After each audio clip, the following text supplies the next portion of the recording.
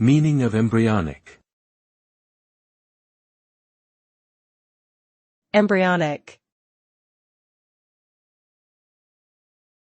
Embryonic. Embryonic. Embryonic. The term embryonic refers to the early stages of development, particularly in reference to embryos or organisms in their earliest stages. When applied to a field or idea, it implies that it is in its earliest stages, still developing and not fully formed.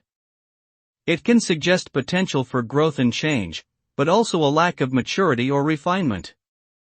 In the context of biology, embryonic relates to the early stages of an organism's development, from fertilization to the end of the embryonic period.